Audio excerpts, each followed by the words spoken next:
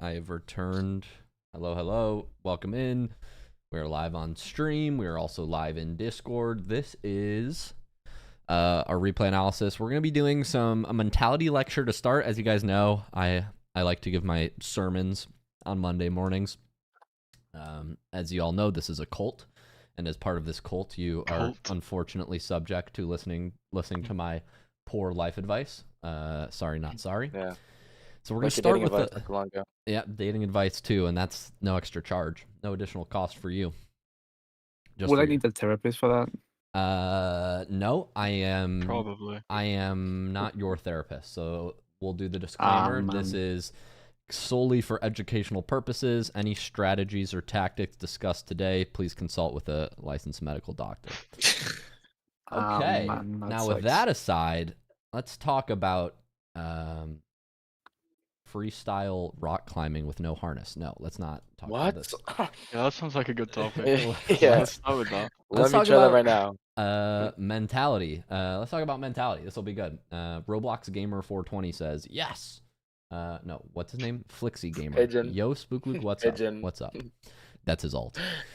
Okay, so we're live on Twitch and YouTube, guys. I want to start with a lecture today. This will be a little bit of a discussion about mentality, specifically how to improve and take in other people's feedback. I'm going to go full screen, and I'll be live on YouTube. The reason this is so top of mind today is because when you're trying to improve at anything, okay, so like you're trying to grow a YouTube channel, right? You're trying to grow, I don't know, maybe you have a business, right? You're trying to grow a business, or you're just trying to improve at Rocket League, right? So I'll tie this all back. This is all going to come back to Rocket League and improvement, regardless of what your goal is. You're going to get feedback from other people, right? You're going to go to people. You're going to ask 5 different people what you should do, how you should do it. Maybe you just post a video and you don't ask for feedback, but you're getting feedback. And it might be that all 5 people that you sort of ask, they tell you different things. Maybe they tell you the same things. Maybe they tell you different things. And so you get to this point where you have to decide what information to regard as truth. To get down to the base level, like all of life, what we're trying to do is we're just trying to create our mental models of how the world works. And if you're trying to improve at Rocket League, what are you doing? You're looking at the game and trying to create mental models and rules of how Rocket League works. So that way you can make better decisions. It's the same thing if you're trying to grow a YouTube channel, trying to figure out how the algorithm works, or if you're trying to grow a business, figure out how your product, team, money, etc. works. If somebody says, is it just me or can people not see anything? I'm not screen sharing. I'm just lecturing. So you'll just get to listen to my pretty voice. But there's this idea of like, okay, so we have to start to take in feedback, right? And this is very tricky. I was talking with a pro Rocket League player who has over 15,000 hours in the game and who now does coaching and who's starting coaching. And we were talking about advice. He was giving me advice on Rocket League and I was giving him advice on life and business because when you start doing something, you're going to get feedback, and it's very hard to know what's true, right? So if 5 people all tell you to do something, you post a YouTube video, or maybe you have a community like this, the Rocket League Clubhouse, or maybe you are trying to improve at Rocket League and you ask 5 friends, they all tell you what to do. How do you decide who you listen to? No, like really, like how do you decide who's right and who's wrong? You have to do this. Now, well, if I ask you guys and pause right now, you'll all give different reasons. Some of you might say, if you're getting Rocket League advice, how would you decide who you're listening to? Give me an example of one thing you would consider when you're trying to decide if you should listen to somebody or not. Feel free to shout it out or put in chat. Kaz says higher ranked. Yeah, more hours, more experience coaching people that are lower ranked than them. Experience, for sure. If they have a beautiful voice like me, a very masculine voice, yes. Higher rank, more experience, more hours. These are all valid answers. And so we'll get into like these in a second. I think these are all great starting points. But I like to start by thinking in extremes, right? So what happens if you listen to everybody's advice? Well, as a streamer and as a YouTuber, this is something that I actually mistakenly did at the start of my career for a little too long. When I was making YouTube videos, I think there was a period in 2022, 2023 where I would kind of just listen to whatever people say, right? And if people are saying that I should do this with my YouTube videos, I'll do this. If the comment section are saying I should do this, then I should do this. Or even some people say you should do this with your business. Now, the tricky thing is, if you listen to what everybody says, especially like on stream, you kind of just become like a people pleaser. Or in other words, can we make the Zoomer coded? How do we make the Zoomer coded? You become a beta. Does that hit with the Zoomers? Beta. You become this just weird combination of what everybody wants, and you have no like personality. You're just kind of like a yes man. You just do whatever the stream chat says. When I watch streamers, I'm not going to name any names, there's some streamers in the Rocket League space and in other spaces that are just like, they kind of have no personality, right? They have no values, and because they stand for everything, they stand for nothing. You guys know what you kind of know what I'm talking about? Like people that just like do whatever Twitch chat says. So on the one hand, you don't want to listen to what everybody says because then you have no backbone. You have no spine. Does this make sense? But on the other hand, I'll keep going with my streamer analogy. If you don't listen to anybody, right, and you're just like, I do whatever I want, you become like this kind of like very narcissistic person, right? Like where you just don't take in feedback, you appear cold. And I've definitely gone to one side. I think like a while ago, I used to kind of just do whatever chat says when I was growing. And then I've kind of gotten that. And then there was a period maybe in 2023 or 2024 where I was kind of just like, where it might have seemed like I was closed off or maybe like a little bit more combative or just like not listening to what anybody says, just doing things my own way. And so I think what you try to do over time is you try to find this kind of, let's call it a balance, right? Let's call it a balance of who you listen to and who you don't. And what you guys, I think, are getting at with your comments about like, okay, maybe you listen to somebody if it's Rocket League advice, if they have high hours, right? Or if they have a lot of experience, or maybe they're high ranked. You kind of do this mental math of like, I call it, I joke with Shock, one of our coaches. Shock actually helps me write YouTube intros. Shock is actually really, really good at YouTube algorithm stuff. He's brilliant. He's just a brilliant mind, both in terms of the funny thing about Shock, he's one of our coaches at the Rocket League Bootcamp, and he obviously coaches here. He's sick right now, unfortunately. I think he canceled his event yesterday. But one funny thing about Shock is he's just a really brilliant mind. Like many of you guys may or may not know, he's super highly ranked in chess, like very high level chess player, very good at YouTube, very good at, like, he's just a critical mind. And anyways, what Shock says is when we're reviewing our intros, he has something he calls a bullshit meter. Right, and so a bullshit meter, your BS meter, is when you're listening to advice and you go, I don't know about this one. And it's very important that you develop a good bullshit meter, because on social media right now, there are a lot of yappers and charlatans and fakes, and that will just kind of like a lot of people give advice. Not a lot of advice is good, but a lot of people give it. And so your goal should be, while you're listening, to decide what's BS and what's not BS. Okay? And before you take any advice, it's very important that you run a check on it. Because if you just do what people say and you don't question it, you become subject to making stupid decisions. I'll give you an example. There's a period of time where I was running the Rocket League Bootcamp in the Rocket League Clubhouse, and I was under a lot of scrutiny from people in the community, saying different things like, you should run your business X and Y way. I think I have this idea. I think you should do it this way. Of course, you're running a business. If one thing you guys will learn is everybody will tell you a different thing. It's like Rocket League. You ask 5 different people for advice. One guy's like, you need to ball chase. One guy's like, you need to wait back. You need to be more patient. One guy's like, your mechanics suck. One guy's like, your game sense sucks. So you get like 5 different competing opinions. And what you don't want to do is you don't just want to try to do what everybody says. Because guess what? Most Rocket League players who are commenting on how to run a business don't own businesses. And in the same way, most people who are trying to give you advice on how to play Rocket League, they may not understand Rocket League in the first place. And so you have to run checks about like, okay, that doesn't mean you shut everybody out. But what I've learned is you have to like run it through a filter. Like, okay, where are they coming from? What are they saying? What truth does it have? And is it something I want to implement? Because for me, like, I read all comments, but that doesn't mean like, and I try to implement all comments, especially with the community. Like if somebody will give me a change for the community, you try to implement it, but you can't implement everything. You just can't, right? It's impossible. You can't do 10 things at the same time. You have to decide what's the most important or what is right. And so I bring this all back to say, how do you know what advice you can trust? And there's a very interesting framework that I use on the YouTube side, and I'll briefly run you through it, but it's something called the special framework.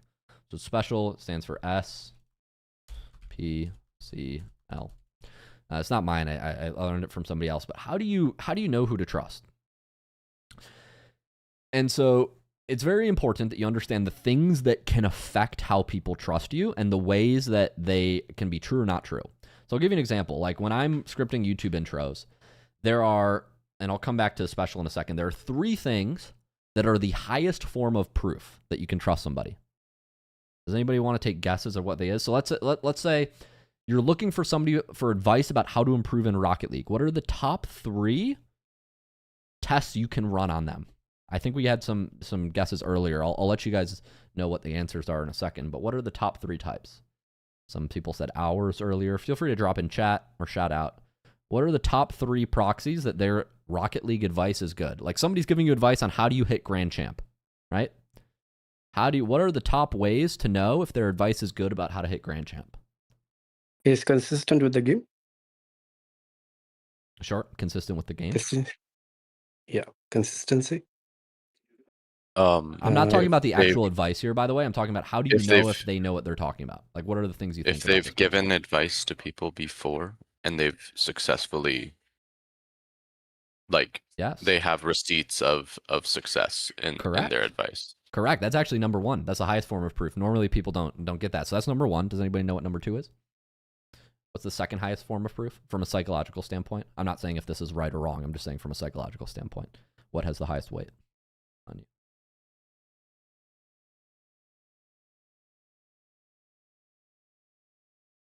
If they can explain it and it makes sense. Okay, I think that's a reason. It's a little unspecific, but I do understand what you're saying. It's a little unspecific. I don't know how you could check that as a very easy BS meter test on them. I don't know how you could check that. I think other sources that are confirming about their gameplay, maybe. Yeah, so that's a good one actually. So you're looking at outside credentials. I think that's an interesting one. Yeah, certifications, let's say.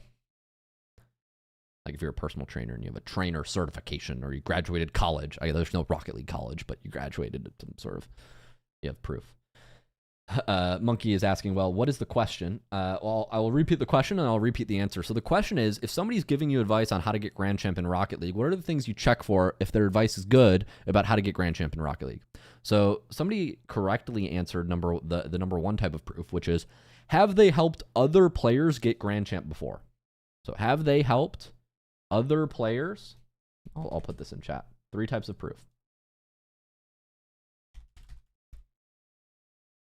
Let me start the screen share for y'all.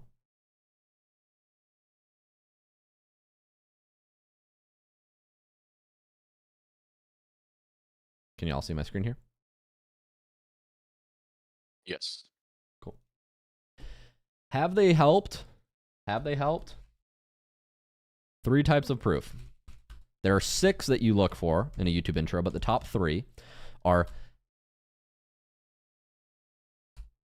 how do I get Grand Champ is the question. Someone is giving you advice.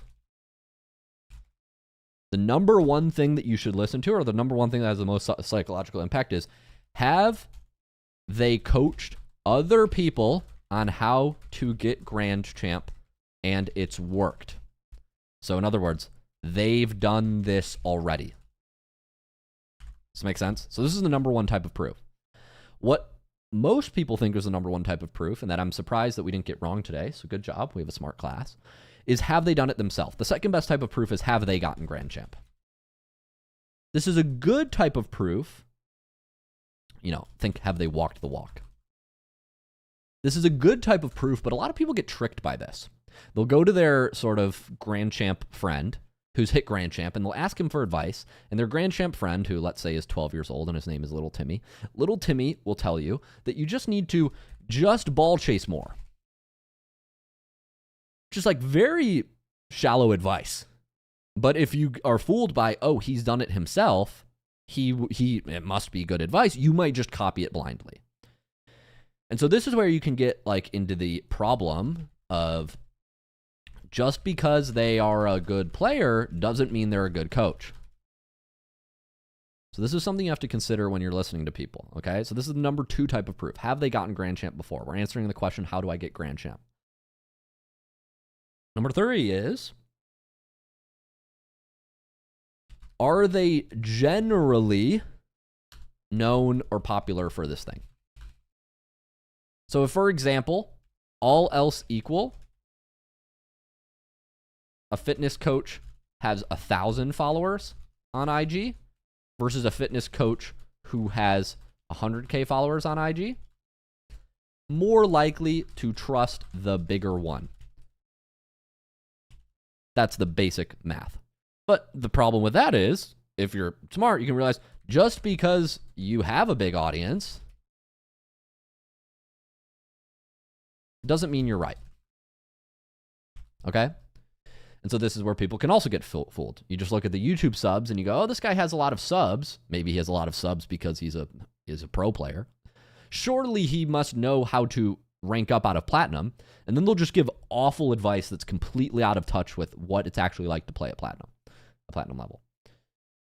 Fitness coaches don't count. They all lying for real. I mean, this is a problem in every industry. You have to be able to distinguish BS from legit advice. And so these are 3 of the things you look for. Now, there are other forms of influence. There are 6 in total.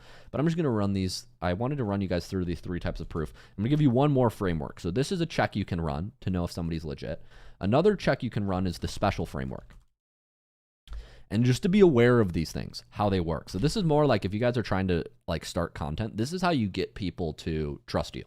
And I'm going to pull back the curtain a little bit because I think it's important to be transparent and truthful with you guys about how the business here works at the Rocket League Clubhouse, because all of you are living proof that this works. So you're living proof that what I'm about to say works, because 20 of you guys are in a call right now about to listen to my advice about a thing. So I have not only been able to do the thing, right, which is improving at Rocket League, but I've also been able to convince you that I'm worth listening to. So how have I done this? Well, this is what savvy YouTubers will do. They will try to appeal in 4 ways to get you to trust them. So and it's very important that you're aware of how these things work so that you're not fooled by people who don't know what they're talking about. So the first one is status. You are more likely to do things for people with status. So who am I likely to listen to is the question. And this is in general. People with status are people who control a scarce resource. So you're more likely to listen to somebody if they control a scarce resource. I'll give you an example, a bartender. What scarce resource does a bartender control? Any guesses? Any guesses what a bartender controls? Drinks. Drinks. They control drinks. They control the bar. This is correct. They control the bar. I'm seeing some messages in chat on the left side here. Here, I'll put these up here so y'all can see it. Yes. Bartenders control the bar. Let me actually put this. I'm trying to reconfigure this for stream chat later if we want to put this here. So a bartender controls alcohol. So therefore, if you are in a bar, you give bartender status, right? Everybody wants, I'm going to try to show the chat here so you guys can see the chat. Everybody wants the attention of the bartender.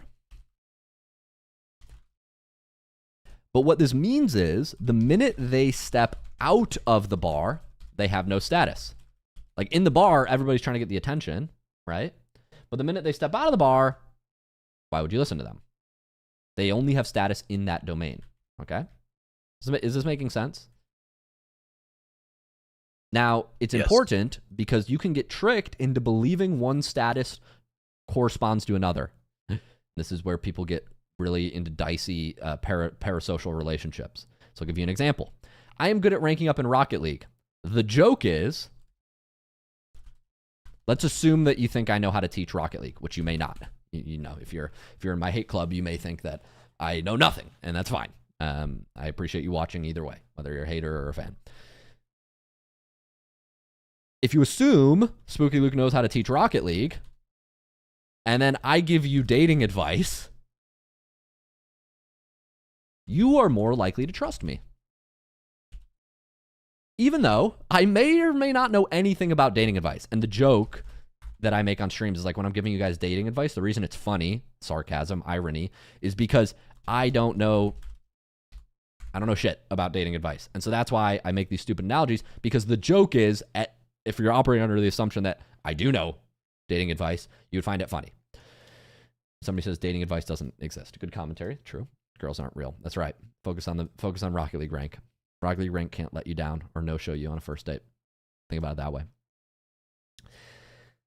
So that's the joke, right? But people get in the wrong way. I'll give you another example if you don't relate to my example. This is like taking investing advice from your barber. I love my barber. Shout out Angel. He gives me the best haircuts, or at least, well, YouTube thinks they're chopped, but I like them. And I know that even though my barber knows nothing about investing, because he's my barber and I like him and he has status in my barbershop and I talk to him, if he gives me like, oh, did you think about buying Bitcoin? I might be like, my barber told me I might buy. Does this make sense? So you need to be aware of status and how it works in different environments. Right? This is why like I don't love when like fitness influencers will give you life advice. It's like, okay, yes, you have 6-pack abs. I agree that you know something about protein. Unlikely that you know at 23 years old how to be a life coach. Does this make sense? Okay. The second thing that you need to be aware of is power. So if people give you instruction and it works, you are more likely to follow their second instruction. However, the problem is, just because they gave you advice on one topic doesn't mean it translates to another topic. So they could say something like they could help you learn speed flips. And because they helped you learn speed flips, you're more likely to trust they know how to go pro. If they give you advice about how to go pro, you might say, oh, he must know what he's talking about. But those things aren't the same. So if somebody gives you advice in the past and it works, you're more likely to trust that they can give you more good advice. And this is for good reason, by the way. The reason you guys are all here in my community is put a 1 in chat if you came from my YouTube channel, just as an example. Put a 1 in chat if you discovered me from my YouTube channel.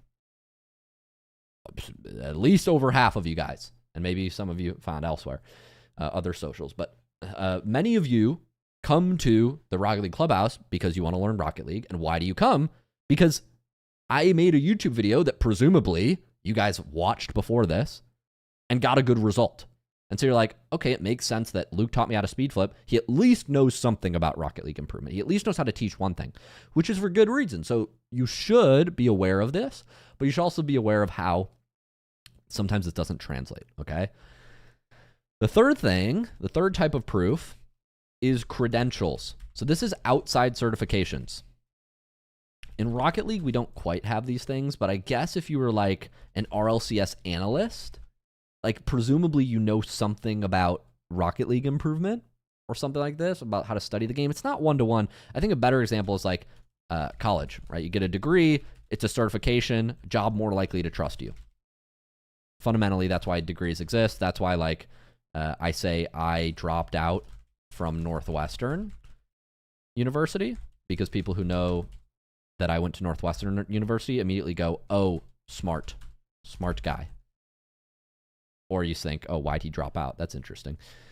Or you think, wow, this guy's unemployed. I don't know. You could be thinking anything. But this school name is a certification on me, right? I'm making an association here. If you know what the school is, you may have associations rightfully or wrongfully that this is a smart school, that he must be intelligent in some way, or that maybe he's a trust fund kid, or maybe that he, I don't know.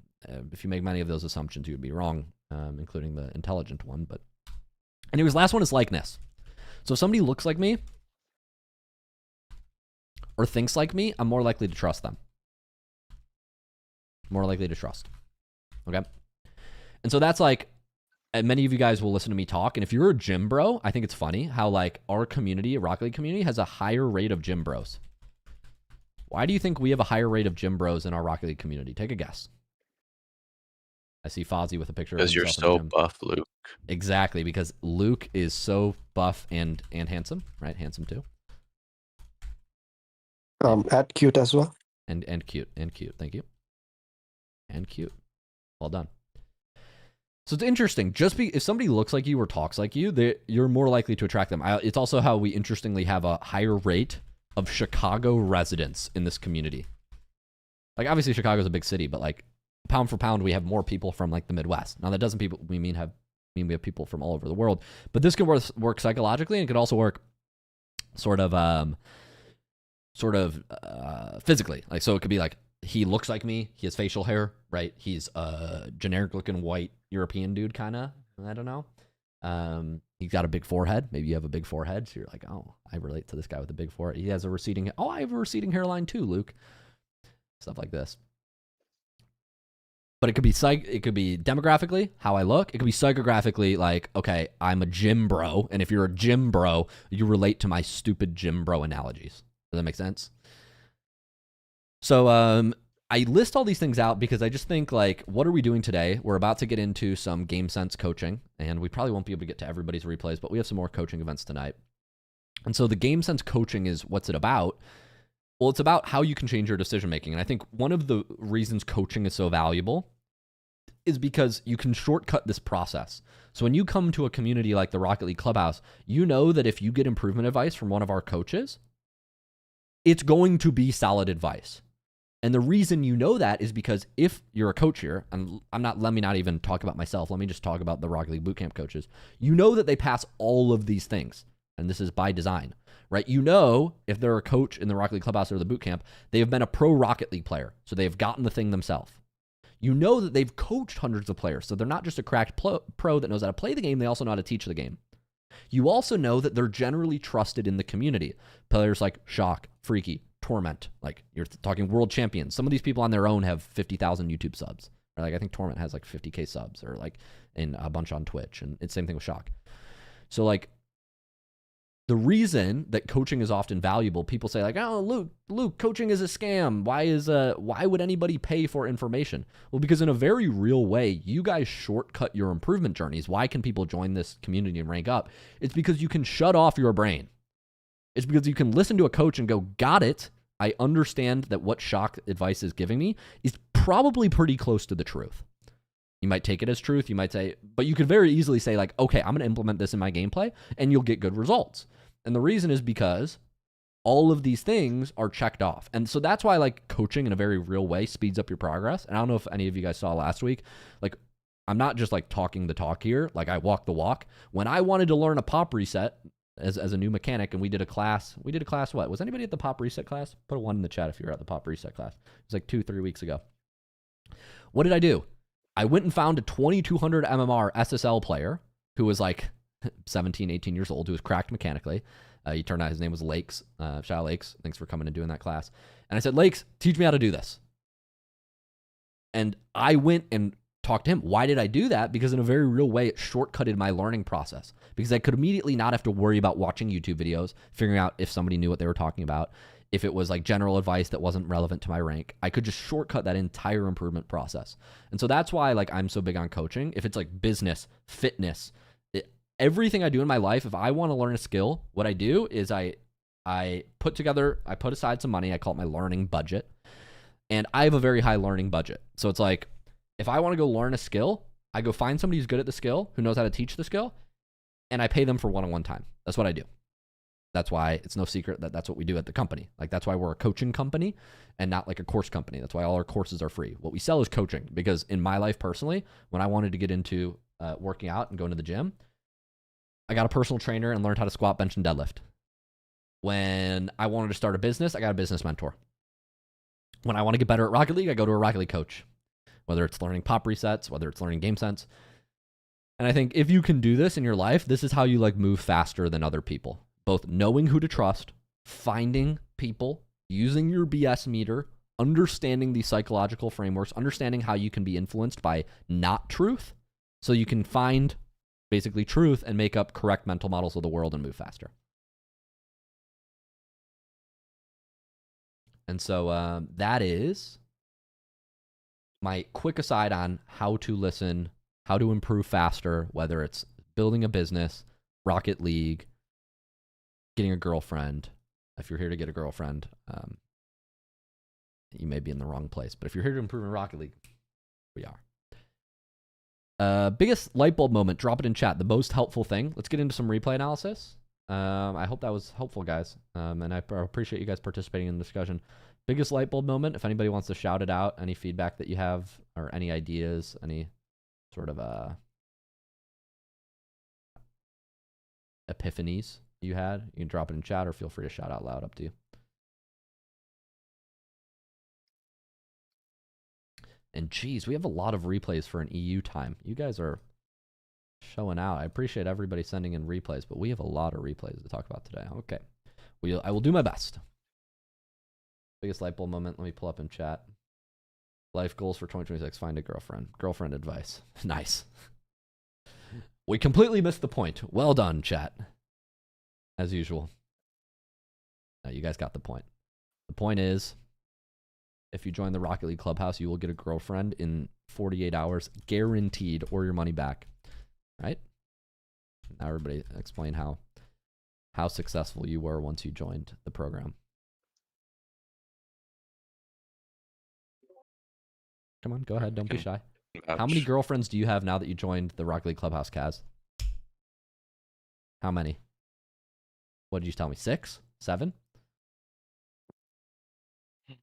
Probably 6 or 7. 6 or 7, yeah. 6 or 7 girlfriends, guys. Imagine that. If you're watching right now, how many girlfriends do you have? Negatives. Now, yeah, in your case, Monkey, you somehow defied logic.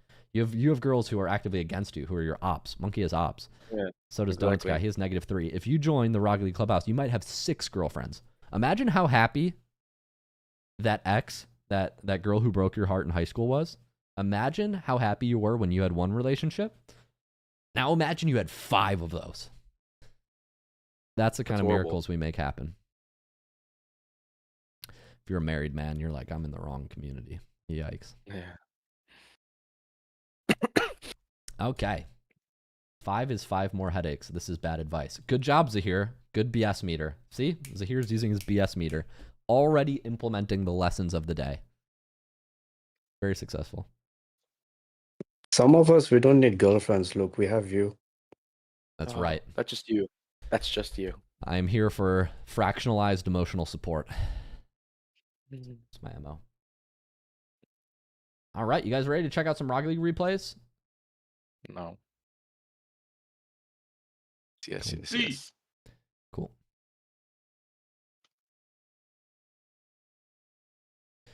Tori Goofy says a shortcut for status is having a big amount of followers or viewers. Yes, like this is one of the reasons why you can generally trust people who have like more subs, because I mean, of course there's going to be 1 in 100 people that's like, Luke has no clue what he's talking about. This guy is washed. He has no advice. He has no knowledge.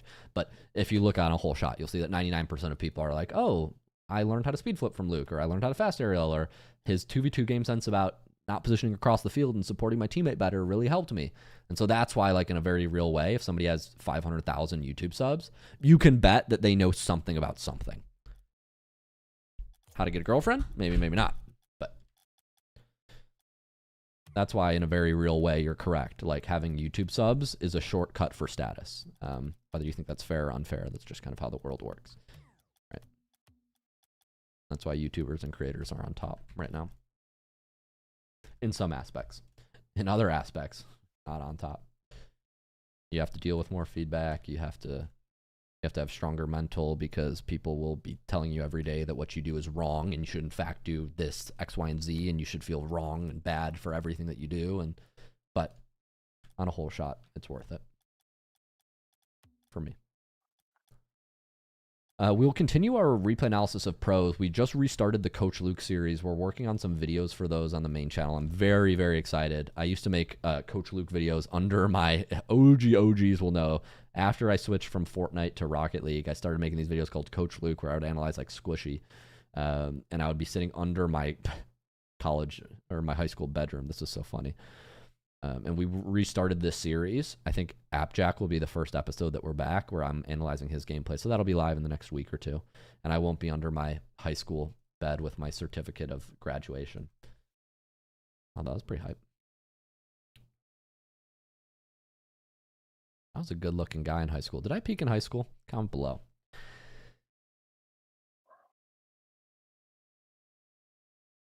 Gimmick literally turns left. SpookyLuke, impeccable movement. I like his strategy. Good comment. Based comment. All right, let's check out some replays. Do we have, as you guys know, the server is pay to win, or it's, I mean, well, I joke it's pay to win. The issue is we have so many freaking replays, which I appreciate from you guys. We've instituted a VIP system for players if you want to save time. It's kind of like when you go to the fair, you like have a flash pass that gets you to the front of the line. Is anybody a VIP? Put a 1 in chat. I'll check out your replay first, and then you'll move to the general queue. Striker's the only VIP, and he's the first one who sent it anyways. Okay, we'll check out your gameplay first, Striker. As a reminder, this is completely open mic. My goal is, like, even if you're not necessarily on call while I'm analyzing your replay, you can ask questions. Can everybody see my drawing? Yes. Cool. Yep. Striker, you're up first. Let's go through game sense, mentality, how we can help you improve. Whenever you're ready, man, tell me, how can I help? Yeah, so this game that I gave you is win 3-0 in 2 minutes. I scored all 3 goals. I don't think I played that well. I think the opponent team was just really bad. But I kind of wanted to, I mean, I played like 5 games this morning. And literally the first game I had an AFK teammate. The second game there was an AFK opponent. And then like the third and fourth games were just bad games. So this is what I have. Okay, that's fine. Well, there's stuff to learn from every game. No worries. We'll see how you're playing and what we can help you improve. So you're champ? This is, I think I'm Diamond 3 in this game, but there were 2 champs in this lobby. Okay, Diamond 3. Kickoff looks great. You're speed flipping, winning the kickoff to the right. Very quick decision making, grabbing the boost. Very nice. Let's put this on 50% speed here because I want to slow this play down. It's very important. So we're going to jump up here. Where do we see the defense? Well, one's kind of going to be he has a lot of forward momentum. Right, And the other one's forward. grabbing corner boost. He's going to be able to approach this ball pretty easily if I touch it towards him. Exactly right. So you're jumping up here, and you're thinking to yourself, if I bang the ball forward into the corner, he gets it, right? And if I don't jump at all, like if you were to let this ball fall, let's say, right? You just let it fall, then he's going to get it, correct? Yeah. So I'll ask you, where is the open space on the field? The right corner. Over The, here is like- an example, like this. Or my corner. Yeah, My yeah. left Or I'd say the corner. left side of the field. Yeah. I'd say the more logical one is like to let, like, yes, this side of the field is available, but also impossible to get this ball over there somehow while mid-flight. Yeah. So yeah, the play is over here. So what you need to make here is something that we call a glue touch, or Pro Coach Torment. He actually built the second half of his career. He was kind of a pioneer in doing these. He's really good. I wouldn't say he's the only one who did this, but if you guys watch Torment or you know ball, he does something called a drop touch, which is really effective. And you almost do it here, but we need to work on it a little bit. What a drop... Yeah, it was... Yep, please. It was kind of my intention to just like get a wheel touch and let the ball fall down. That's exactly right. I just am bad. Yeah, it's very challenging to do. When you see that there's one player guarding the low and there's one player back, there are kind of 2 options here. You could do a drop touch or a wall stop. I think both work. And I think it's very important that everybody knows the difference. So let's do a quick lesson. I'm going to shift over to controller overlay on stream if you guys want to watch controller overlay on stream, and I'll make this full screen. I want to run you guys quickly through Mads. I think you might have a little fan noise. It's just giving me signal. Just heads up. I want to quickly run you through drop touch and glue touches. So Torment has this pack here, Super Glue. It's on the Rocket League Bootcamp channel as well. So if you have questions about this stuff, if you guys just go, there's a section called Training Packs. And if you go to the Rocket League Bootcamp channel, which is on our YouTube page, you just go here. I'm just doing a heads up. There are more in-depth tutorials about how to do this. We have like free tutorials on the RL Bootcamp, specifically for this one. It's called How to Get First Touches in Rocket League by Torment. Very good video. Super underrated because we don't do high dopamine edits, but like this is really value stuff. So this one, I'm going to run you guys through Super Glue. And so there's 2 examples here. So when the ball is coming to you and there's somebody back, you don't want to just hit it away because they'll make a free save on the goal line. So what we want to do is we want to hit the ball with the top of our car and drop it down to be able to make a kind of follow-up touch. I'll just one play back. What we want to do here is you don't want to hit the ball with the center of your car. You don't want to reset it like this and it bounces away. Yes, you could wave dash, but it kind of hits the ball away. We want to hit the ball with the top 2 wheels. It's one way to do it. Or with 1 wheel. Either works. Kind of depends on the situation, but this is what a drop touch is. That's probably the best example. Anybody have any questions about this? This makes sense? Yep. Cool. You can use air roll, make different touches. Now, in these situations, this is kind of closer to the game, okay? If there's somebody under you, in the game there was somebody under us, if we make that drop touch in the game, now that I think about the situation, if we make a drop touch here, you may get challenged. It's okay to get challenged in your corner, because your corner is a very favorable place to take 50s. I'm not going to explain why now, but just trust me on this. It's okay to make a drop touch in most cases here, because them taking a 50 in your corner is like very not favorable for them if they were to challenge me at any point. But when you're closer to half field, taking a drop touch right here is a little more dangerous, because they can 50 you and your net is behind you. Does this make sense? Why taking a 50 here is a little more dangerous? Cool. Yeah. So what we want to do here sometimes is something called a wall stop. So instead of drop touching the ball down, you can make a touch that controls it. Like this touch is fine, but you may get challenged. So sometimes better in these situations to make a wall stop. So what you do is you hit the ball up towards the wall, and by hitting it high, you sort of dodge the defense. Does this make sense? You kind of take the ball away from the defense, and then you use the wall to go again. This is called a wall stop. And so these are kind of two options that you have that are better than just like hitting the ball forward if there's an opponent in the corner. Is this making sense to everybody? Drop touch versus wall stop. Yeah. So you use these touches differently. Yep. I know the game was a little bit of a higher shot. The game was like, these are all a little low, but good practice. The game was maybe closer to up here. Right. So if you're not near the wall, you often just have to make a wheel touch like that and then try to recover. Very useful to still practice, though, this maneuver of making a wheel touch. But if you are near the wall and you see somebody's occupying below, you have this drop touch as a back, or you have this wall stop, excuse me, as an alternative to the drop touch. Think of it as a level 2 of the drop touch. Same idea, how we're trying to control the ball and not give it away. Very instructive, I think, for you guys to know how to do this. Yeah. So what if you don't have a lot of boost to follow up on the wall? Yeah, so if you don't have a lot of boost, playing the ball towards a pad makes a lot of sense. You would probably just want to drop touch like this, grab boost, and then go again. If you don't have a lot of boost, that makes your playmaking's a lot more limited. No doubt Yeah, about it. of course. Yeah. You can do this all over the field. You can do these drop touches.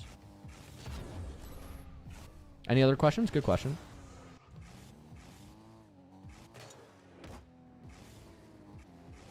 And what if the opponent is the last man standing?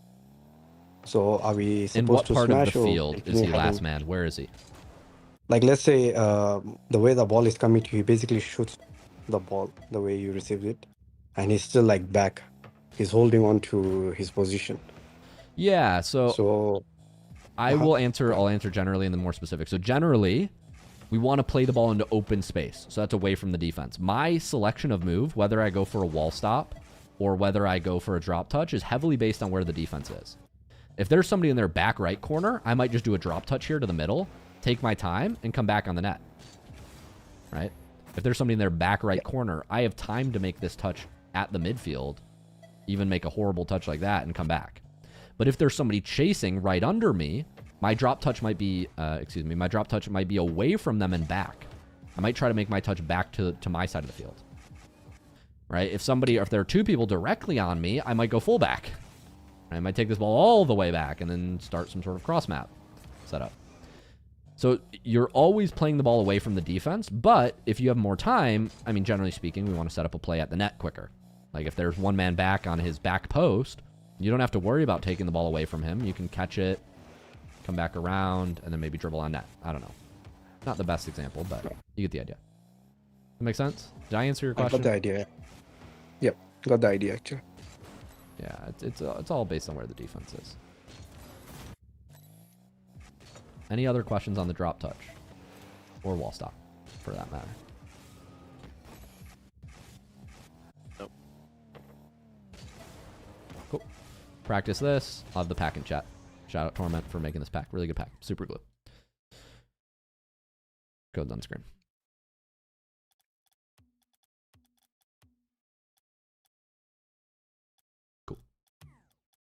right, back to the replay. Those are the mechanics we want to see you go for there, in theory. And yeah, if you don't get them, that's fine. But those are the mechanics we would want to see in theory. 20%. Like my college grades. But hey, who's laughing now? Professor Gallison.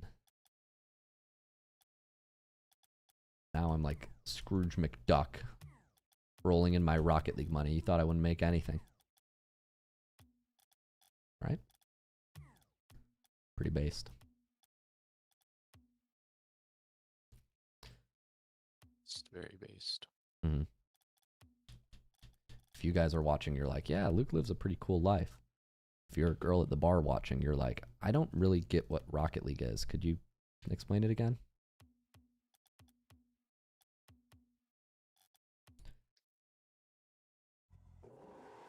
And if you're Mythic, you're saying, wait, what? What'd you say? What? We're playing? Oh, Mythic's not here. Sorry, I mistaken for Monkey. Sorry, Mythic. I called you out while you weren't watching. I thought you were here. My mistake. That was rude. I thought you were here. I have rapport with Mythic. As context. Okay, so we want to make that wall stop high and then land on the wall and then go again. But this touch is fine. You guys see how that could apply? Cool. Everybody's like, yes! Maybe you're asleep. I don't know. Perhaps I'm boring you. Ball's going to come middle here. He's going to clear. Good. Turn back. Let's guide this to the corner if possible. We try to guide it to the corner. These are touches are okay. Oh, wow. Lots of whiffs. If we can, I think it's what you're going for, but make sure this touches towards the boost if we're trying to control the boost, which is, I think, what you're doing here, yeah? Yeah, I also wanted it to be rolling and not bouncing so that I could have an easier time Yeah. controlling the ball as well, but Yeah, I think you just needed to jump and side dodge to guide this ball. Here, jump and dodge left to hit it into the corner rolling. And then, because, yeah, if you catch it and let it bounce here, this is very hard for you to follow. And, well, it's okay, but yeah, that's the idea. Okay, important. While we're rotating and we're a little nervous, as much as possible, I know we're trying to grab boost, I know we're trying to rotate, we want to have ball cam on. We want to have ball cam on when we're rotating. If you watch this play back, this is very disorienting because from the moment we go for the 50 and don't get it, that's fine, and start rotating around here, ball cam is off the whole time. Where's the ball? We turn ball cam back on, only to realize that the ball is kind of moving in the midfield now, but now we're moving too far around it.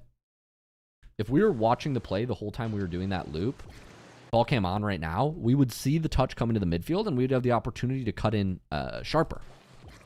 But here you turn on ball cam maybe half a second later than I would have, and it kind of leaves you in an awkward spot where you're ignoring ball. And I feel like you should be going for ball here. Just hitting it out of the way. It ends up being okay, but just be mindful of how you rotate. Does that make sense? yeah. Okay. I'm going to keep cheating up. Just a little inconsistent on the takeoff. He's cutting in from the left. I don't actually know why this didn't work. This takeoff is very... well, one, you take off very early. I turn left a tiny bit right before I jump. Yeah, and you also jump really late or early. You probably don't... You jump here at midfield, and the ball's back here. Granted, it's coming at you, but, like, you didn't need to jump until, like... You jumped at there. I would have jumped, like, right there. Okay. You jump very early. This is very common. Just higher ranked players know that they can delay their jump a little longer. Very important that you practice that, because when you jump early, the reason we don't like jumping early is because it risks overcommits. Because once you're up here, you have to go. But if you could have waited and then realized, oh, I'm beat, you wouldn't have had to jump and be beat like this. Does that make sense? Yeah. Whoever jumps first is kind of committing earlier in that sense. This puts you in a very poor position and kind of good luck teammate, right? Yeah, so as much as possible, we need to be keeping ball cam on when we rotate. We're kind of ignoring ball. Like here, I would be playing ball once again. You're giving opportunities for free touches to the orange team. They're not making use of them.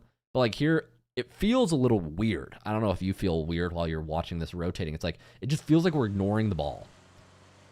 And it's awkward, obviously, but I'd be interested to know, what is your thought process here? Well, here I'm mostly worried because I'm 0 boost and I know I can't get to that ball in the air, like at that height. I guess I'm 23 here, but then I use it all to get back. You were good in this position, and then we used it, and then the flip put us supersonic, but we missed a lot. Yeah. Yeah, and then Going here. So I'm worried about boost. I don't want to commit myself to this ball because I know I'm probably missing it. Yeah. Just because, especially recently, I've been really inconsistent, like with my aerial touches and stuff, just because I haven't been playing that much. Yeah. Um. Good shot. But I guess the thought process is like I want to play shot here. Yeah. And I want to defend that shot with the 30 boost. Like if he makes a good touch there, I have 30 boost, and I can try to save it. Yeah, I guess what I'm noticing is I feel like there's a pattern being generated when I watch the game, because I just feel like it's a lot of rotating while not playing ball or not recognizing opportunities to play ball. Like in that this situation specifically, my spider sense was up where I was like, I would have cut in here. I would have not let him catch that ball for free. He makes a bad catch, so you're fine. And maybe it's a playstyle difference where you can just give opportunities to opponents and they mess them up, so you kind of just get in the habit of, oh, it's good to give opponents opportunities because most of the time they mess them up. That could be. I was actually like actively thinking that during this game. I was like, I'm just letting them touch the ball and they're giving it to me, but I know that won't work forever. Yeah, exactly right.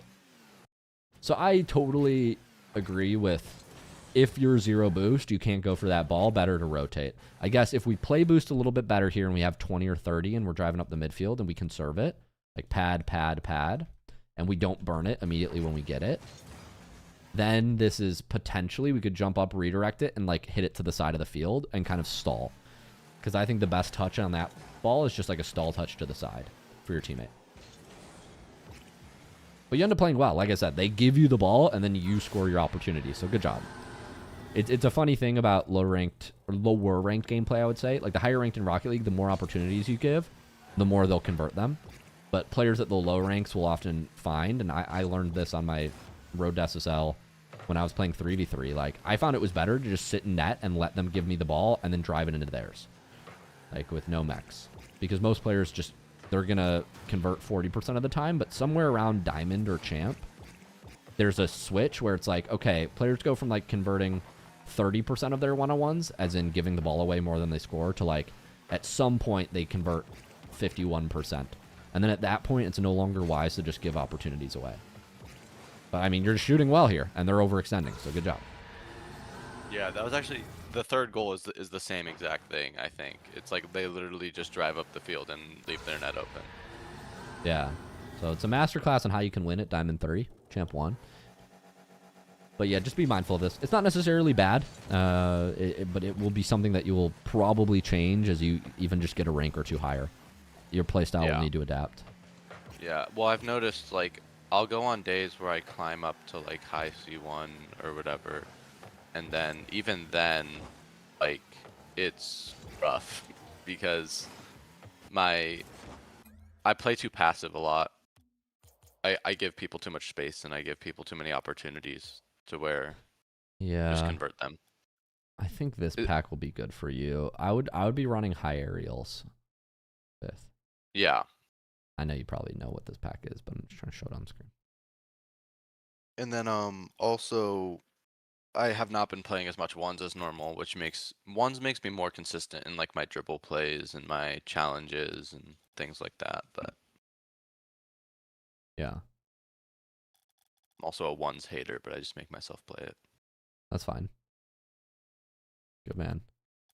Yeah, I would work on high aerials by waiting. It's a little bit cookie cutter, but it will fix hopefully these takeoff habits that you have of like pre-taking off this early. I wouldn't be doing this. I'd be delaying your takeoff to the last second here. You can still get up in time for that shot.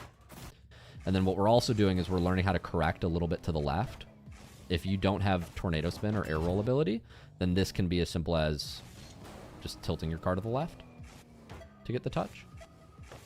That was a no air roll shot whatsoever. Yeah. But it's just a little slower, obviously, because if I yaw to the left and then I want to correct to the right, my car's delayed to do that. But if you keep spinning in the same direction, you can do it without air roll. So if I keep spinning like off the rebound, I spin to the left, and then I keep spinning to the left, I can get this shot without any adverse effects of not knowing air roll, aside from the fact that I'm going to struggle to get this precise wheel hood nose touch that I'm looking for without air roll. But you can still do this, albeit less precise, without any air roll, as long as you understand the principle of like not breaking your rotational angular momentum. Yep.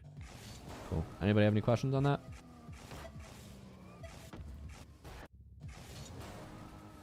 Everybody understand what I mean by, like, if you hit left, you have to keep spinning left? You can't, if you don't have air roll control, you can't try to go left and then turn right. Like, you see my car just glitches. Because without air roll, your angular momentum is not locked, and then you scuff it. So, like, if I want to get a double tap without air roll, I have to, like, make sure all my movement is to the left after the touch. My stick is always going to the left. You see that? So the recoil pushes me, and I work with it rather than against it. Because the physics in this game won't let you just instantly get to 100% rotational speed. Exactly right, unless you're holding air roll. If you're holding air roll left, you can duck left, duck right. It's unlimited. But yeah, if you try to fly left and then push right, you're gonna get like a floaty delay if you don't hold air roll, which is what I'm trying to describe here. Yeah, so you turn it to windshield wiper. Yeah, if I air roll left, I have to keep spinning left. Or conversely, if I adjust too far to the left and then I keep air rolling right, I have to keep air rolling right to be able to get follow-up touch. But obviously this is just clunkier. Yeah, that's how it would work. You see, like, I overspun and then I couldn't follow. So yeah.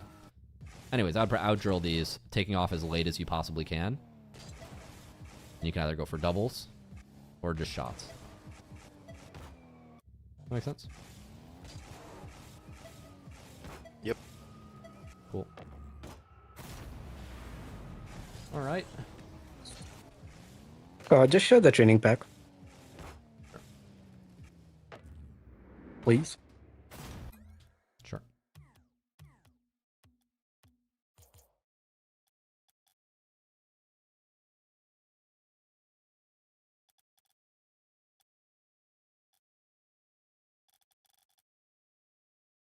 It was on the YouTube replay when I pulled it up.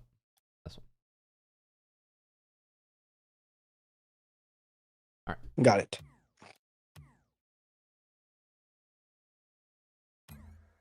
Cool.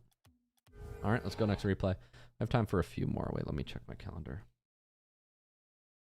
I know our lecture was a little long, so I'll try to check out a couple more replays. Do I have a 12 p.m.? Okay, I can go a little bit longer. All right.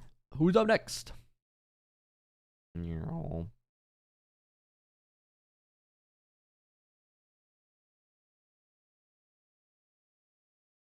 Striker. Bimby. Bimby. Hello. Hello. How can I help, Mr. Bimby?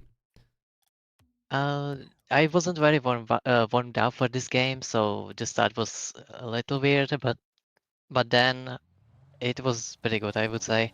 And I was trying to work on my speed flips because I just learned them. Yeah, that's pretty much it. Sure. Okay, so not warmed up, trying to learn speed flips. Got it. We're going to go back left here. We're going to see ball go forward. Teammate kind of hits Yeah, that it was just high. my keyboard a little bit messed up. Are you playing KBM? Yeah. Cool. I played KBM my first 500 hours.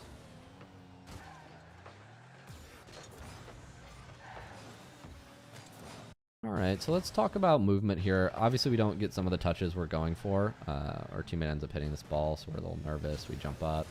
We don't get the save we want. Let's talk about rotating. I think we're looking for that half boost, right? We just kind of miss it. I'm not actually sure here. Here we I think I wanna be just grabbing a wanted to half rotate. boost. I think I just wanted to rotate the back right but that was obviously not the right way. I should have rotated to the back post probably from the other way. Yeah, it's okay if you have to grab boost to be on this side of the field. If you have to be on this side of the field, that's okay. But you're right. If you had a choice, you would probably want to be that side of the field. So your movement here should look something like grab boost, probably look for demos as you rotate back in. If you're going to be stuck on that side of the play, make the most of it and look for demos. That's what I would recommend.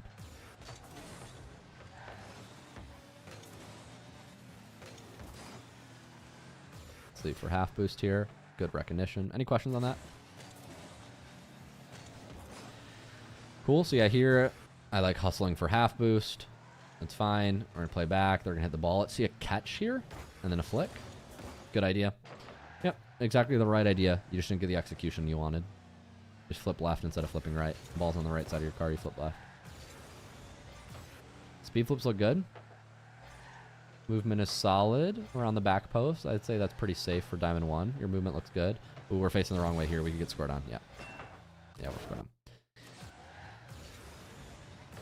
So in this position, let's just revisit. Let's watch on slow-mo. What could you have done differently here?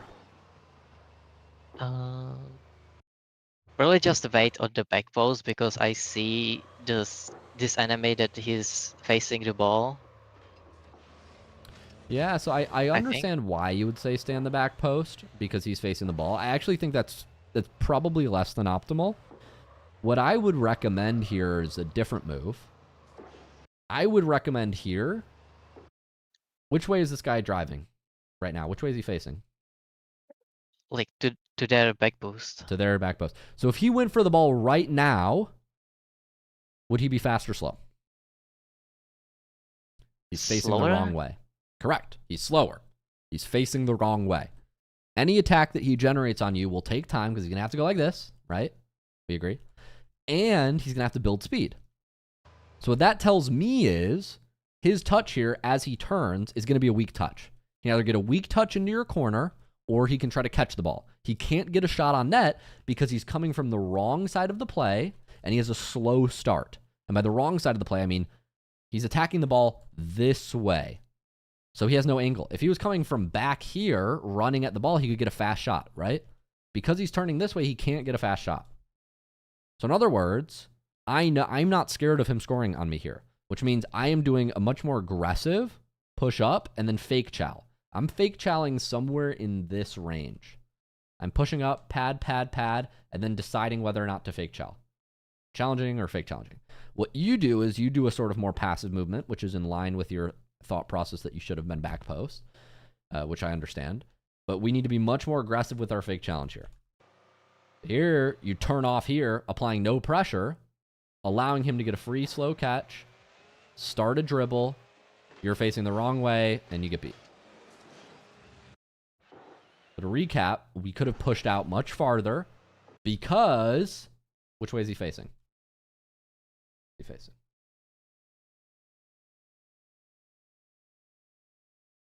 The wrong way. Does this make sense to everybody? Yeah, it does make sense for me. Great.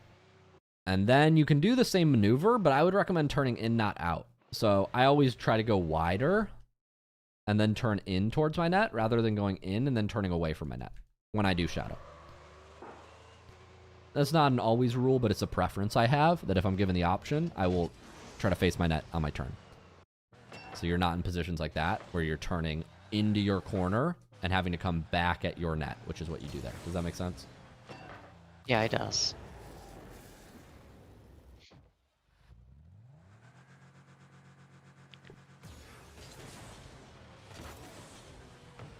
Don't quite get the speed flip we want. Let's just straighten our net. Squishy save, maybe? Okay. Nice touch. Keep moving forward. Whoa, this is a crazy boost grab. A little crazy.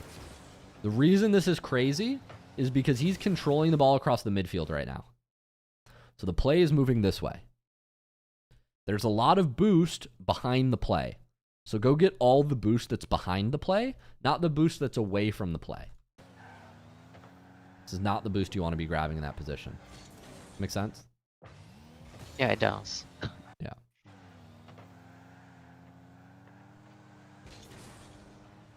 So you rotate back to the midfield. He's going to hit it across. This is good. Make sure when we're near a big boost, we're grabbing it. So here we're in range of the corner boost. Just go grab the corner boost. If you don't want to grab the corner boost, we need to be full boosting and dodging to go get that one. But we need to go full on one of these boosts. I would go grab corner boost or half, for sure. Probably half, actually, now that I watch. But I had a little bit more hustle. This ends up working.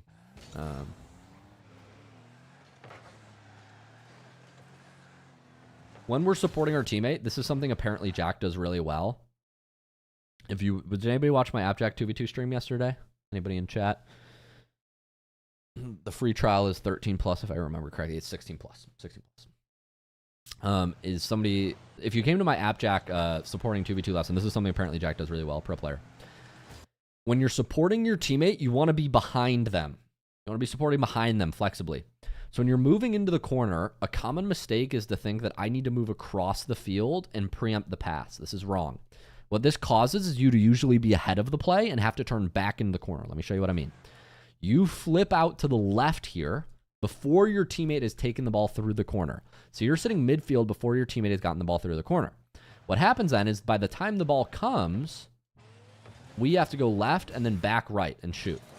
This ends up working, but frankly, the only reason it works is because this guy is rotating very poorly. And he just chooses not to go for the ball in your box. I don't know. I couldn't tell you why. But what you want to be doing here, it's a slight modification to how you're positioning. It's not major. You end up getting a goal here, so good job. But in the future, what I would like to see you do is instead of flipping out to the left, continue moving behind the play. Imagine as the ball moves left, you move left. So when the ball is here, you're here. When the ball is here, you're here. When the ball is here, you're here. When the ball is here, you're here. You see how you're always behind the ball? Always behind the ball. Does this make sense? We don't want to be off to the left side of the field. We don't want to be off to the left side of the field. It puts us in an awkward angle where, like, okay, you're here. The ball comes out from here. Now, how are you going to score this? You're trying to redirect it awkwardly. I don't know if my drawings are helping. Are my drawings helping at all? Make sense? It's helping me. I don't know about the others. Good. That's what matters. Just make sure you're behind the ball as much as you can be. So like when the ball is here, we don't want to be here because now we're having to shoot this way. We'd rather be right here facing the net. So if the ball comes out, we shoot straight line at the net rather than having to do like a crooked readjustment, air roll shot, etc. Make sense? Very important concept for everybody to understand. Good, good, good, good, good.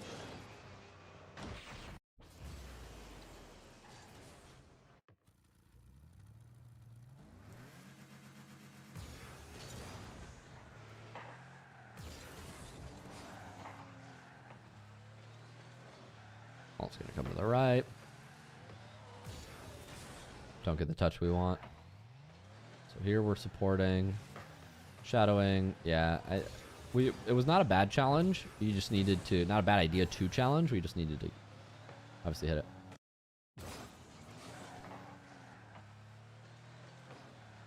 This orange, yeah, it's orange side. Okay. Yeah, he did give away the ball. You had the right idea. We just didn't have the execution. So far. Yeah, I thought he's gonna go up there, so I went up the wall, but he didn't. So then I had to do the weird Yeah. thing.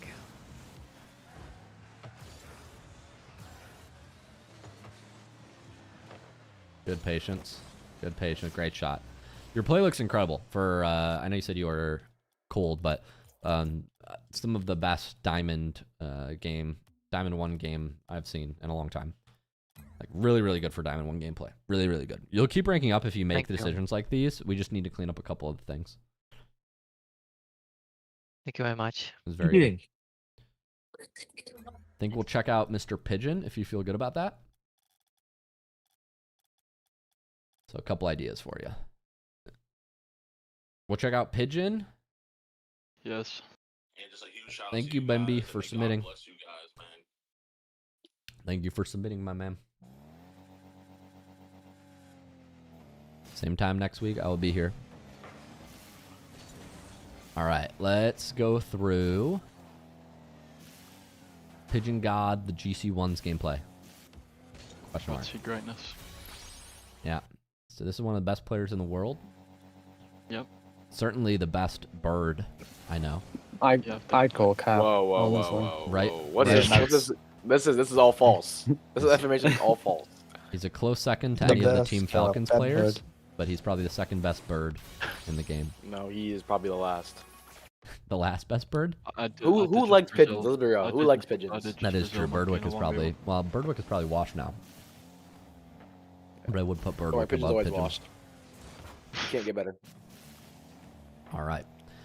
On that note, let's play Rocket League. So you're going to get a nice touch to the right, good boost management, looking for demos. A little crazy on the demo hunt here. I wouldn't be hunting demos in this position until you've moved to the midfield. This guy's just he's got too much room to run away from you on the backside of his field. He's got too much room to run away from you. Yeah. He tapped out. Okay, we're back. My mistake. If somebody's in the midfield and they have to play an objective, demos are good. If they're on the edge of the field, certainly running back to their side, this brings you too far out of your rotation path. It's probably inefficient to look for demos. Okay. This is not bad. I would build a little bit more momentum and try to stay close to your teammate. Your teammate looks... I know it's awkward here. It looks like you're going, I'm pushed up too far. I need to move back, right? Yeah. You're actually okay. Because the orange team is so slow here, they're not getting a challenge off for a while. Your teammate's going to have a sec to collect the ball. So you can rest assured that your teammate should have a pretty confident control of the ball by the time he takes his 50. So you should not be scared. I would just jump, hold jump here, then use the wave dash if you're really apprehensive to then catch back up to the play. That's probably what I would be doing there. Okay. The only reason I give you this feedback is because we don't want to be so far behind the play that we can't support our teammate's touch, which in this position, your teammate is moving one gear faster than you are. Bit of a crazy pinch. It is a crazy pinch. I mean, it works out well. But yeah, just be careful about, and then flipping here is, so you see what I mean? Like you think you're too close to the play, so you readjust and go up, toe-mater, bag it up, bag it up, bag it up. So you start backing it up. By the time your teammate starts re-accelerating the play, you're still backing up. So then you're trying to re-accelerate here. The pinch goes favorably. Okay, you're not really ready for that. But then you go, okay, now I'm too far from the play. So you flip and you come too close. And then the ball gets hit over your head again. And it's just a lot of playing catch up. Does that make sense? Yeah. So we just want to dial in our positioning a little bit. We need to find the Goldilocks zone in all these plays. Of course. Of course. You don't want it to be too close, too far. You want it to be just right. This annoyed me so much. His spawn. Feels bad, man. Yeah, it's a crazy spawn. Well, good touch. Good wave dash down. Good adapting. Your movement looks clean. Oh, we want to get that boost. Good idea. Where did all of our boost go? Feels bad, man. Okay, so we had 100. From the guy spawning on it. We used 20. Okay, we missed that one. But then we are burning boost like crazy. Like crazy. I only coach you on this because you're at the point where it like kind of matters. Most platinums and diamonds are like, Luke, am I burning too much boost? It's like, well, yes, you are, but you're also like not doing things that are way more important than that. So don't worry about it. But at your rank, Pigeon, these cleaning up these like 2% improvements is actually meaningful. Okay. So be careful. You're specifically, if I have to diagnose the issue, you're boosting when you're not going. So you're boosting to reposition rather than boosting to go. So here you're boosting, but you haven't yet decided, boost, that you're going to go. You turn, you boost, but you haven't decided that you're going to go. You boost, but you're beat. So in all these situations, you're slightly beat by people in your lobby. So until you're 100% that you're first to the ball, we don't use that boost. Does that make sense? Because this was the challenge that we needed boost on. The rest of the challenges, you didn't need boost. Right, you used a lot of boost to not go, and then by the time you needed to, this use of boost is valid. Using 30 boost here to get the chow is valid. But everything else before that was a burn. Yeah. Yeah? That makes sense. Cool. Hopefully that helps you kind of rethink how you use your boost. Good job positioning Should do. flexibly here, supporting your teammate. Good instinct to make this outplay touch. This is very good instinct. I would love if you jumped here. Roll that ball up the wall. But good instinct to Right. make the outplay touch. A lot of players here, this is a really awkward situation to be in if you're pigeon, because your teammate looks like he might go. He should be leaving, so your teammate's leaving. But you have like really no good shot on the ball, right? Like, and if you do shoot and you miss and it goes backboard out, you're just getting 2v1'd, right? You're getting 2v1'd. So good instinct to not play the goal, to just play the beat. You play the beat around one. The only difference I'm saying is if we jump and get this beat, as in speed flip the ball down, we could roll it up the wall, which makes it possible to follow, versus hitting the ball off the corner kind of gives it to the second man. Everybody clear on that? I'd just be worried about slamming it into the wall. And Totally. I mean, having it bounce back out mid. it's hard to do, which you kind of do anyway, so. But I get Yeah. I get the idea. You're worried about it slamming harder than it already did. Yeah. I bought a bit of time for my teammates at least. Yeah, at least you didn't make a heavy touch. Yeah, it's a very difficult touch. I don't have a pack to practice this, but I mean, you could just bounce the ball here, right? And we're trying to get this touch. Not that touch. See, that's the touch that you're scared of. You're trying Yeah, to it's a get hard touch. you're trying to get a touch that's down, like that. That you could follow. Yeah. Yeah. You could drill this if you want. I'm using the down command. Down command on the D-pad. Right command to bounce the ball up. We're getting an outplay touch that goes down. That's the example that we're looking for. Right. That we really get a nice rolling ball here that goes down into the corner. And that we could potentially bump, follow, doomsy, whatever. Back on the orange net is the dream. Capiche? Yep. Very important to understand how to play these corners. It's challenging because when you are playing the corner, sometimes you just don't have a goal. You don't have and by goal, I mean you don't have a shot. You don't have a scoring opportunity. And so you have to be able to learn how to just control the ball, right? Play it around the defense, buy yourself time until the moment comes that you could shoot. It's a good instinct there overall, Pigeon. Good instinct here in this awkward situation to recognize, like, okay, I need to play it around him. But yeah, if we could get that rolling touch up the wall, you could see how you'd be able to create better in that position. Yeah, that'll take a bit of a mechanical prowess to do. Yeah. It's not out of your scope, though.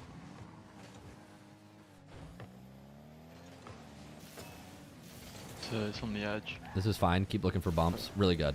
Really, really, really good. You're doing a great job of flexing, even if you don't get the touch you want, like maximizing your impact. So here I do like speed flipping up and playing the ball, but when you don't get the ball, continuing to look for demos is correct. What a lot of players would do wrong here is they would just turn away. But you got to clear this guy and stall for your teammate behind you. You're basically playing a run block here, which is good.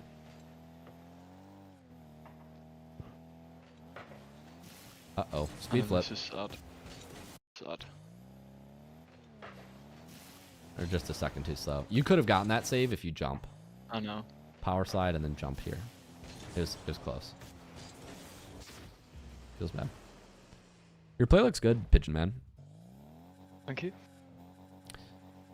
Any plats in the lobby? Somebody in the YouTube chat had a great question. I don't know what they're going to do with that information, but maybe they're looking for teammates in the YouTube chat. I don't know. Ball's going to go left here. Oh, this is an awkward setup. Let's see it.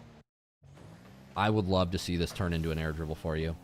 That would That's be... what I was trying, but then I realized it was gonna bounce off the wall. Yeah, you need to double jump. You need to double jump on that awkward setup. When the ball is like slightly off the wall, you can't just drive up it. You have to, if it chips here and it bounces off the wall, you have to double jump to get the high pop. That actually wasn't the best example, but let me switch to controller overlay. Ideally, when you have these touches that are going at the wall that you kind of chip up, we need to double jump here to get that high touch when it's slightly off the wall. Yeah. You just need to match the ball spacing off the wall.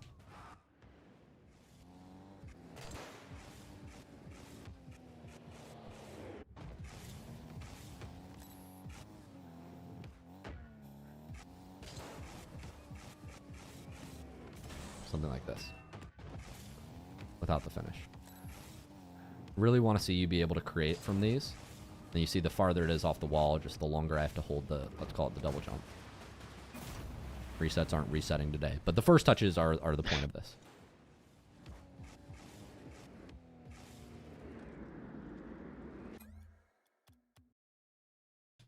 Cool. We'll watch a little bit more of your gameplay, Pigeon. We have the whole animal family today. We got the pigeon, we got the monkey. We even got Not Today in the chat. He's watching and he's like, I never make any of these mistakes.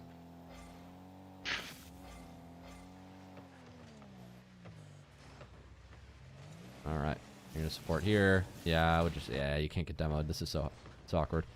When this ball goes over, yeah, I don't know. This is ridiculously hard. I don't know what a pro would do here. You're supporting your teammate, the ball goes over, you need to speed flip, but you just gotta be faster. Feels bad. Your teammate's gonna survive though. This is where we speed flip, we run block, we donk him. Great work. Grab boost, get to the midfield, play on pads, good discipline, saving boost, and then we just don't have a fast enough reaction time. But sorry, my friends have just charged into my room. I'm gonna have to. Alright, GTFO. GTFO. Pigeon is out by forfeit. I think that was the first win of the day. Would you guys consider that a win? Did I just win? I think I just won. Guys, we've been going for an hour and a half. I know we've only been able to get to 3 replays, and we had so many submitted today. We're going to put a pin. Apple, you would be up next. Twix, if you guys want to come to my event tonight, I'm going to be back in the community at 5:30. I've got to go. It's 12:28. I will upload this replay. I'll be here same time, same location, same time every week. I do these EU-friendly times twice a month right now. And reminder, this week, we also have some events with the new member guides. This week we're welcoming some new member guides that are just like, that are part of the community as support. And also they'll be running private game nights. So like just social events that you can come hang out at, play private games, meet other people in the community. It looks like Hunter has one Wednesday, October 29th. That's this Wednesday. And then we have some others with Throne, and I think Blue has one later as well. Actually don't see Blues. Maybe I'm blind. I might have skipped. Here, community private games. So yeah, make sure to come to these. They're starting this week and going into next. And we also have some pro coaching later going on this week. I'll be back in here 5:30 p.m. Central. If you guys want to cut to the front of the line at these events, there's a chat called Upgrade to VIP with more details on that. You also get one-on-one coaching. I won't explain it here, but jump on a call and we'll run you guys through it. Thanks so much for coming. I will see y'all in a couple hours. Peace. Thanks so much for coming out, guys. Appreciate y'all. It's awesome to have almost 20 people in chat. Super cool. Super, super cool. Hopefully that was helpful today. Recording will be on YouTube and uploaded in the class recording section sooner. So you're going to have another replay review, right? After Yeah. some hours. Yeah. Okay, that's cool. That's cool. That's even better. See y'all. Peace. Thanks for coming out. Yeah. Thanks for coming out.